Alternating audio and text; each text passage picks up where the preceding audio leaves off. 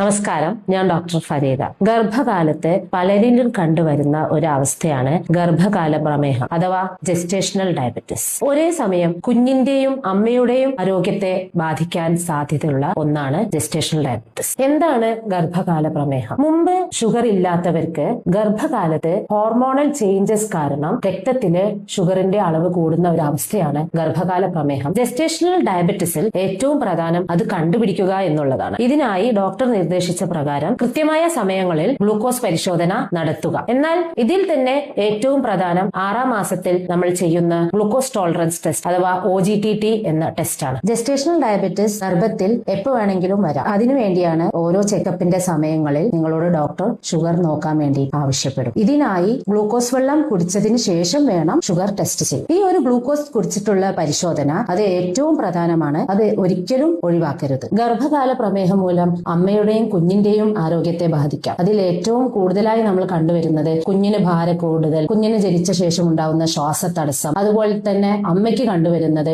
അമ്മയുടെ ഭാരം കൂടി വരിക, കുഞ്ഞിന് വെള്ളക്കൂടുതൽ ഉള്ളത് കാരണം അമ്മയ്ക്കുള്ള ശാരീരികമായ ബുദ്ധിമുട്ടുകൾ. ജെസ്റ്റേഷണൽ ഡയബറ്റിസ് എങ്ങനെ നിയന്ത്രിക്കാം? അതിൽ ഏറ്റവും പ്രധാനമായിട്ടുള്ള 2 കാര്യങ്ങൾ, ഒന്ന് ഭക്ഷണ നിയന്ത്രണം, രണ്ടാമത്തത് വ്യായാമം. ഒരുവിധം എല്ലാ ജെസ്റ്റേഷണൽ ഡയബറ്റിസും ഈ 2 കാര്യങ്ങൾ കൊണ്ട് തന്നെ നമുക്ക് നിയന്ത്രിക്കാനാവും. എന്നാൽ ചിലർക്ക് നമുക്ക് മെഡിസിൻസോ ഇൻസുലിനോ വേണ്ടി വന്നേക്കാം. കൂടാതെ ഇതിൽ തന്നെ ഏറ്റവും പ്രധാനം കൃത്യമായിട്ടുള്ള പരിശോധനകളാണ്. അതിനനുസരിച്ച് വേണം നമ്മുടെ മാനേജ്മെന്റ് കറക്റ്റ് ആയിട്ടാണോ പോകുന്നത്, അതോ ഇനി നമ്മൾ ഇതിന്റെ മാനേജ്മെന്റിൽ എന്തെങ്കിലും നമുക്ക് വ്യത്യാസം വരുത്താനുണ്ടോ എന്ന് നോക്കാനുള്ളൂ.